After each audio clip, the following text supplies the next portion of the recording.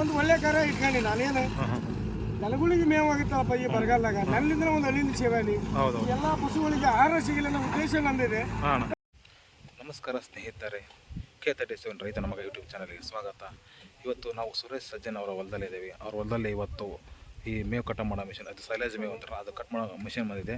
ಅದ್ರ ಬಗ್ಗೆ ಸಂಪೂರ್ಣವಾಗಿ ಮಾಹಿತಿ ತಿಳ್ಕೊಳ್ಳೋಣ ನಮ್ಮ ಸುರೇಶ್ ಅಣ್ಣ ಜೋಡಿ. ಬನ್ನಿ ಅಣ್ಣ. ನಮಸ್ತೆ. ನಮಸ್ತೆ, ನಾನು ನಿಮ್ಮ ಸುರೇಶ, ಅವಳು ಸುರೇಶ್ ಅಂತ ಕರಿತಾರಲ್ಲ. ಎಲ್ಲ ಹೊಸದು ಏನಾರ ಒಂದು ಮಾಡಬೇಕು, ಏನೋ ಒಂದು ನನಗೂ ಒಂದು ತುಡಿತಿತ್ತು.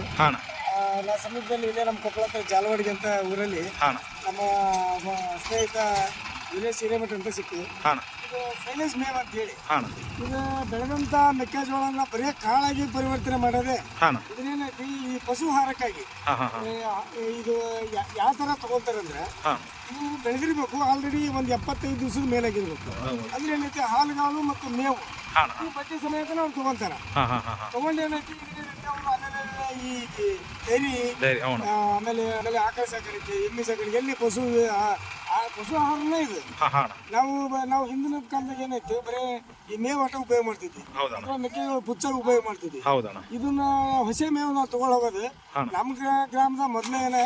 ನಾನು ಒಮ್ಮೆಗ ಏನೋ ಒಂದು ಇದಕ್ಕೆ ಕೊಪ್ಪಕ್ಕೆ ಹೋದಾಗ ಅಲ್ಲಿ ಚಿಲ್ವಾಡಿ ಅಂತ ಗ್ರಾಮ, ಕುದುರೆ ಮೋತಿ ಎಲ್ಲ ಸುತ್ತಲೂ ಲಾಸ್ಟ್ ಇಯರ್ ಮಾಡಿದ್ರು ಅವರು.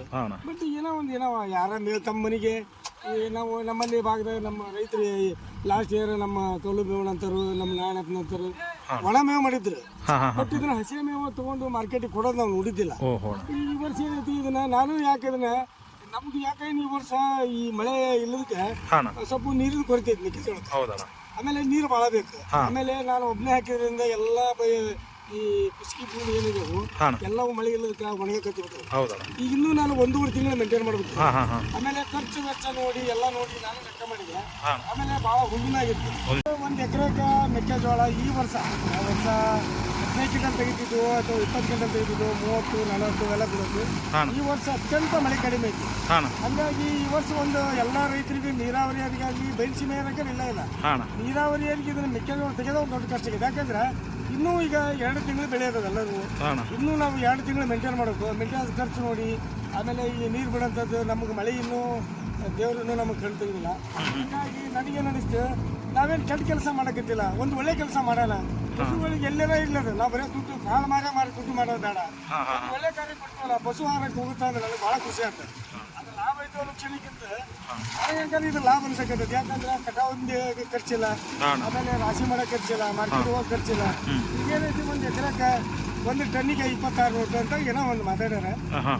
ಅವ್ರದೇ ಎಲ್ಲ ಕೃಷಿನ ಅವ್ರದೇ, ಕಟಿಂಗ್ ಮಾಡೋದು ಅವ್ರದ್ದು ಎಲ್ಲ ಅವ್ರದೇ ಅಂತ. ನಾನು 2-3 ದಿವಸದಿಂದ ಅಲ್ಲೆಲ್ಲ ನಮ್ಮ ರೈತರು ಕೊಟ್ಟವ್ರು ಕೇಳಿದೆ. 1 ಎಕರೆಗೆ 10 ಕ್ವಿಂಟಲು, 10 ಟನ್ನು, 15, 13 ಹಿಂಗೆಲ್ಲ ಬಂದವಂತ. ನಾನೇನು ಒಂದು ಒಳ್ಳೆ ಕಾರ್ಯ ಇಟ್ಕೊಂಡು ನಾನೇನು ದನಗಳಿಗೆ ಮೇವಾಗುತ್ತಲ್ಲಪ್ಪ ಈ ಬರಗಾಲದಾಗ ನನ್ನಿಂದ ಒಂದು ಹಳ್ಳಿನ ಸೇವೆ ಎಲ್ಲ ಪಶುಗಳಿಗೆ ಆಹಾರ ಸಿಗಲಿ ಅನ್ನೋ ಉದ್ದೇಶ ನಂದಿದೆ.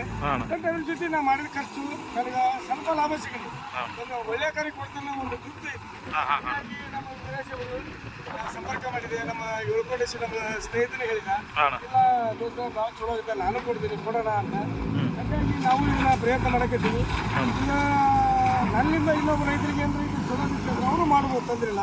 ಬಟ್ ಇದಕ್ಕೆ ಹಾಳುಗಳಿರ್ಬೇಕು. ಫಸ್ಟಾಗಿ ಹಾಳುಗಳಿದ್ರೆ ನಮಗೆ ತೂಕ ಬರುತ್ತೆ. ಆಮೇಲೆ ತೂಕ ಬರೋದ್ರ ಜೊತೆ ದನಗಳಿಗೂ ಒಳ್ಳೆ ಆಹಾರ ಸಿಗುತ್ತೆ. ಹಾಗಾಗಿ ಇದನ್ನ ಮಾಡಕತ್ತೀನಿ. ನನಗಂಕಾರ ಚಲೋ ಅನ್ಸೈತಿ, ಒಂದು ಒಳ್ಳೆ ಕಾರ್ಯ ಕೊಡಕತ್ತೀನಿ ಅನಿಸಿದ್ದೆ. ರೈತರಿಗೆ ಏನು ಚಲೋ ಅನಿಸಿದ್ರೆ ಮಾಡ್ಬೋದು. ಈ ಥರ ಮಿಷನ್ ತೆಗಿಬೇಕು, ಎಲ್ಲ ಮೇವು ಏನೈತಲ್ಲ ಎಲ್ಲ ಅದು ಪೌಡ್ರ್ ಮಾಡಿ ಕಬ್ಬು ಕಟ್ ಮಾಡ್ತಾರೆ. ಅದೇ ರೀತಿನ ಇದನ್ನ ಕಟ್ ಮಾಡ್ತಾರೆ. ಅದೇ ರೀತಿ ಹಸಿ ಮೇವು ಮತ್ತು ಅವರೆಲ್ಲ ಕಾಳು ಮಿಶ್ರಿತ ಇರೋದ್ರಿಂದ ದನಗಳಿಗೆ ಒಂದು ಒಳ್ಳೆ ಫುಡ್ ಸಿಗುತ್ತೆ. ಹಾಗಾಗಿ ಇದನ್ನ ಮಾಡಕತ್ತಾರ. ಇದು ಒಳ್ಳೆ ಕಾರ್ಯ. ದಯವಿಟ್ಟು ರೈತರು ಏನಾರ ತಮಗೇನಾರ ಕೊಡ್ಬೇಕು ಅನಿಸುತ್ತಂದ್ರೆ ಇದು 1 ಎಕರೆಗೆ 10 ರಿಂದ 15 ಟನ್ ಬಂದಂದ್ರೆ ದೊಡ್ಡ ಲಾಭ. ಯಾಕಂದ್ರೆ ಏನೂ ಖರ್ಚಿಲ್ಲ, ಎಲ್ಲ ಅವರೇ ಕಟಿಂಗ್ ಮಾಡ್ತಾರೆ, ಅವರೇ ಡಿಸೈನ್ ಮಾಡ್ಕೊಂಡು ಒಯ್ಯೋದ್ರಿಂದ ನಮಗೊಂದು 30,000 ರೂಪಾಯಿ ಸಿಕ್ಕರು ನಾವು ಮಾಡೋಂಥ ಖರ್ಚು 15-20 ರೂಪಾಯಿ ಮಾಡಿರ್ತೀವಿ, ಒಂದು 10,000 ರೂಪಾಯಿ ಸಿಗುತ್ತೆ. ನಾವು ಏನೂ ಖರ್ಚು ಮಾಡಲಾರ್ದ ಇಷ್ಟು ಸಿಗುತ್ತಲ್ಲ, ನಾವು ಅಷ್ಟೇ ತಿಂತು ಬಿಡೋಕ್ಕಂತ ನನ್ನೊಂದು ಅಭಿಲಾಷೆ ಐತಿ. ಆಮೇಲೆ 2ನೇದೇನಪ್ಪ, ಈ ವರ್ಷ ಎಲ್ಲರೂ ಇಂಥ ಮಿಷನ್ ಕೊಡೋದ್ರಿಂದ ನಾವು ದನಗಳು ರಕ್ಷಣೆ ಮಾಡೋಣ, ಎತ್ತುಗಳು ರಕ್ಷಣೆ ಮಾಡೋಣ. ಆಕಳ, ಎಮ್ಮೆ ನಮ್ಮ ರೈತರು ಎಲ್ಲೆಲ್ಲ ಡೈರಿ ಫಾರ್ಮ್ ಮಾಡ್ಯಾರ, ಅದೊಂದು ಒಳ್ಳೆ ಉದ್ದೇಶ ಆಗುತ್ತೆ. ಅವ್ರಿಗೆ ಒಳ್ಳೆ ಆಹಾರ ಸಿಗುತ್ತೆ. ಇನ್ನೂ ದನಕರುಗಳು ಬೆಳೀಲಿ. ನಮ್ಮ ಭೂಮಿಯಲ್ಲಿ ದನಕರು ಇಲ್ಲ ಅಂದ್ರೆ ನಮಗೆ ಏನೂ ಕೃಷಿ ಮಾಡೋಕ್ಕಾಗಲ್ಲ. ಎಲ್ಲರೂ ಇಂಥ ಕೃಷಿ ಕೊಡೋದ್ರಿಂದ, ಬರೀ ನಾವು ದುಡ್ಡು ಮಾಡೋದ್ರಿಂದ ಜೊತೆಗೆ ಇಂಥ ಕೊಡೋದ್ರಿಂದ ಒಳ್ಳೆ ನಾವೊಂದು ಒಳ್ಳೆ ಕಾರ್ಯ ಮಾಡಿದಾಗತ್ತಂತ ನಂದು ಅನುಭವ ಅಂತೇಳಿ. ಇದು ಪಶು ಆಹಾರಕ್ಕಾಗಿ ಕೊಡೋದು. ಮಿನಿಮಮ್ ರೈತ ಕೊಡ್ಬೇಕಂದ್ರೆ 75 ದಿವಸ ಬೆಳೆಯಾಗಿರ್ಬೇಕು. ಇದಕ್ಕೆ ಇದೇ ಬೀಜ ಉಡ್ಸ್ಬೇಕು ಇದಂತೇಳಿ ಯಾವ ಕಂಪ್ನಿಯರ ಬೀಜ ಉಡ್ಸ್ರಿ ಏನೋ ಮಾಡ್ರಿ ಏನಿದೆ ಅದು ಇದು ಹೋಗೋ ಉದ್ದೇಶ ಏನೈತಿ, ಖಂಡಿತವಾಗಿ ಇದು ದನಗಳಿಗೆ ಮೇವು, ಅದು ಎತ್ತುಗಳಿಗೆ ಇರುವುದು. ಇದು ಡೈರಿ ಫಾರ್ಮಿಗೆ ಅವರು ಅಲ್ಲೆಲ್ಲೇ ಕಾಂಟ್ಯಾಕ್ಟ್ ನಂಬರ್ ಇಟ್ಕೊಂಡಿರ್ತಾರೆ. ಇದನ್ನೆಲ್ಲ ಈ ನಮ್ಮ ಭಾಗಕ್ಕೆ ನಾವು ಕೊಪ್ಪಳದಾಗ ವಿಲೇಜ್ ಹಿರೇಮಠ ಅಂತೇಳಿ ಎಲ್ಲ ಡೈರಿ ಫಾರ್ಮಿಗೆ ಅವರು ಕಾಂಟ್ಯಾಕ್ಟ್ ಮಾಡಿ ಕೊಡ್ತಾರೆ. ನಮ್ಮ ರೈತರಿಗೆ ಏನೈತೆ ಒಂದು ಟನ್ನಿಗೆ 2,600 ರೂಪಾಯಿ ಅಂತ ರೇಟ್ ಮಾಡಿದ್ರೆ ಅವರೇ ಕಟಿಂಗ್ ಮಾಡೋಕೆ ಅವ್ರದೇ ಮಿಷನ್ನು ಅವ್ರದೇ. ನಮ್ದು ಏನೋ ರೈತರಿಗೆ ಏನೂ ಇಲ್ಲ. ನಮ್ಮ ಉದ್ದೇಶ ಏನಿತ್ತು, ನಾವು ಈ ವರ್ಷ ಮಳೆ ಕಡಿಮೆ ಐತಿ, ಇನ್ನೂ 2 ತಿಂಗಳು ಮೇಂಟೈನ್ ಮಾಡಬೇಕು. ಮೇಂಟೈನ್ ಮಾಡೋ ಖರ್ಚು, ಕಟಾವು ಮಾಡೋದು, ಮಿಷನ್ ಆಮೇಲೆ ಹಾಕೋದು, ಒಣಗಿಸೋದು, ಮಾರ್ಕೆಟ್ ಕೆಲಸ ಭಾಳ ಖರ್ಚೈತಿ. ಇದು ಒಂದು ಏನೋ ಒಂದು ಪಶು ಆಹಾರಕ್ಕೆ ಆಗುತ್ತೆ ಅನ್ನೋ ಉದ್ದೇಶಕ್ಕೆ ನಮಗೂ ಒಂದು ಏನೋ ಒಂದು ಖುಷಿ ಆಗಿತ್ತು. ಈ ವರ್ಷ ಕೊಡೋಣ. ದನಗಳು ಎಲ್ಲ ಕಡೆನೂ ಈ ಪ್ರಗಾಲ ಇರೋದ್ರಿಂದ ದನಗಳು ಬದುಕಬೇಕು. ರೈತರು ಉಳಿಬೇಕಂದ್ರೆ ದನ ಇರಬೇಕು, ದನ ಇರ್ಬೇಕಂದ್ರೆ ಪಶು ಆಹಾರ ಎಲ್ಲ ಕಡೆನೂ ಬೆಳೀಲಿ. ಈ ಇನ್ನೂ ಸಂತತಿ ಜಾಸ್ತಿ ಆಗ್ಬೇಕನ್ನೋ ಉದ್ದೇಶಕ್ಕೆ ನನಗೂ ಇದ್ರ ಲಾಭ ನೋಡಿಲ್ಲ. ಇದು ಒಂದು ದನಗಳಿಗೆ ಹೋಗುತ್ತೆ ಅನ್ನೋ ಉದ್ದೇಶಕ್ಕೆ ನಾನೈತಿ ಆಹಾರ ನಾನು ಆಯ್ತಪ್ಪ ಏನೈತಿ ಎಲ್ಲ ರೈತರಿಗೆ ಏನು ಕೊಡ್ತೀನಿ ಅಂತ ಕೇಳಿದೆ. ನಾನು ಅಲ್ಲಿ ಒಂದು 4-6 ಜನ ಕೊಪ್ಪಳ ಹತ್ರ ಇರ್ತಕ್ಕಂಥ ರೈತರು, ಕುದ್ರಿಮತಿ, ಜಾಲವಾಡಿ, ಕೊಪ್ಪಳ ಹತ್ರ ಇರ್ತಕ್ಕಂಥ ಇನ್ನೂ 2-3 ಹಳ್ಳಿಯಲ್ಲಿ ಹೋಗಿದ್ದಲ್ಲ. ಮಿನಿಮಮ್ ಎಕರೆಗೆ 10, 12, 15 ಕ್ವಿಂಟಲ್ ದನ 15 ಟನ್ ಬರ್ತದೆ ಅಂತ ಹೇಳ್ಕತ್ತಾರೆ. ನನ್ನ ಅಂದಾಜು ನಮ್ಮ ಭಾಗಕ್ಕೆ ಅಷ್ಟು ಮೆಕ್ಕೆಜೋಳ ನಮ್ಮ ಅಂತ ಬರೀ ದೊಡ್ಡ ಪ್ರಮಾಣ ಬೆಳೆದಿಲ್ಲ. ನಾವು ಮಿನಿಮಮ್ ಒಂದು 5 ಎಕರೆ ಐತೆ 50 ಟನ್ ಆದರೆ ನಮಗೊಂದು 1.5 ಲಕ್ಷ ರೂಪಾಯಿ ರೊಕ್ಕ ಆಗುತ್ತೆ. ಎಕರೆಗೆ 30,000 ಆದರೆ ನಾವು ಮಾಡೋ ಖರ್ಚು ಒಂದು 10-15 ಖರ್ಚು ಮಾಡಿ ಇನ್ನೂ 10,000 ಖರ್ಚಿತ್ತು. ಈಗ ಒಂದು 15,000ದಾಗ ಒಂದು 10-15,000 ರೂಪಾಯಿ ಉಳಿತಿದ್ದಲ್ಲ ಸಾಕು. 10,000 ರೂಪಾಯಿ ಉಳಿದ್ರು ನಮಗೆ ಈ ವರ್ಷ ಯಾಕಂದ್ರೆ ಮೇಂಟೆನೆನ್ಸ್ ಖರ್ಚಿಲ್ಲ. ಆಮೇಲೆ ಎರಡನೇದು ನಮಗೆ ಆಹಾರ ಪಶು ಆಹಾರ ಆಗುತ್ತೆ ಅನ್ನೋದು ಒಂದು ದೊಡ್ಡ ಖುಷಿ ನಮಗೆ. ನಾನು ಯಾವಾಗಲೂ ಹೇಳ್ತಿರ್ತೀನಿ, ಯಾವುದೇ ವಿಡಿಯೋ ಕೊಡಲಿ, ಉಳ್ಳಿಕಾಯಿ, ದಾಳಂಬರಿಯಲ್ಲಿ ಇದನ್ನ ಏನು ಕೊಟ್ಟರು ರೈತರು ಬದುಕಬೇಕಂದ್ರೆ ಅದ್ರ ಜೊತೆ ಒಂದು ಪಶು ಇರಲೇಬೇಕು ಅಂತ. ಆಕಳಾಗಿರ್ಬೋದು, ಎತ್ತಾಗಿರ್ಬೋದು, ಏನಾಗಿರ್ಬೋದು. ಹಾಗಾಗಿ ಈ ವರ್ಷ ಯಾರಾದರೂ ಇದೇ ನಿಮಗೇನಾರ ಅನುಕೂಲ ಅನಿಸುತ್ತೆ ಅಂದ್ರೆ ನಿಮ್ಗೆ ವಿರಾಶಿಯವ್ರನ್ನ ಕಾಂಟ್ಯಾಕ್ಟ್ ಮಾಡಿರಿ. ನಿಮಗೆ ಎಲ್ಲಾರ ಡೈರಿ ಫಾರ್ಮಿಗೆ ತೊಗೊಂತಾರೆ ಅಂದ್ರೆ ನೀವು ಕೊಡ್ರಿ. ಇದು ಒಳ್ಳೆಯ ಇದೆ ಅಂತ ನನಗೆ ಅನ್ಸೈತಿ.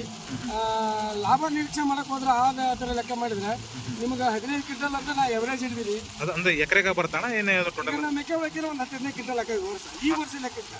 ವರ್ಷ 30 40 ಜನಕ್ಕಿಂತ ನಮಗೆ ಹೇಳ್ತೀವಿ ಮೇಂಟೆನೆನ್ಸ್ ಖರ್ಚು ಎಲ್ಲ ನೋಡಿದ್ವಿ, ಏನೂ ಖರ್ಚಿಲ್ಲಲ್ಲ. ನಾನೊಬ್ಬ ಸಿಂಗಲ್ ಹ್ಯಾಂಡ್, ನಮ್ಗೆ ಹಿಂದೆ ಮಾಡೋರಿಲ್ಲ, ಯಾರೂ ಇಲ್ಲ, ಏನೋ ರಾಶಿ ಮಾಡೋದನ್ನೂ ಇಲ್ಲ, ಕಟಾವು ಮಾಡೋದನ್ನೂ ಇಲ್ಲ. ಅವರ ಕಟಿಂಗ್ ಮಾಡ್ತಾರೆ, ಅವರ ಹೋಯ್ತಾರ. ಈ ತರ ಕೊಡೋದ್ರಿಂದ ಲಾಭ ಆಗುತ್ತೆ ಅಂತ ನಾನು ವೈಯಕ್ತಿಕ ಅನಿಸ್ತು. ನಾನು ವೀರೇಶ್ ಸರ್ ಕಾಂಟ್ಯಾಕ್ಟ್ ಮಾಡಿದ್ದೆ. ನಂದು ನೋಡೋಣ, ಹೊಸ ಪ್ರಯೋಗ ಮಾಡೋಣ, ನಮ್ಮಲ್ಲಿ ಏನಾರ ಪ್ರಯೋಗ ಮಾಡೋಕೆ ನಾವು ಧೈರ್ಯ ಮಾಡಿ ಮಾಡವ. ಹಾಗಾಗಿ ನನ್ನಿಂದ ಇನ್ನೂ ರೈತರಿಗೆ 4 ಜನರಿಗೆ ಅನುಕೂಲ ಆಗುತ್ತೆ ಅಲ್ಲ, ನನಗೆ ಅದು ಒಂದು ಖುಷಿ ಇರುತ್ತೆ.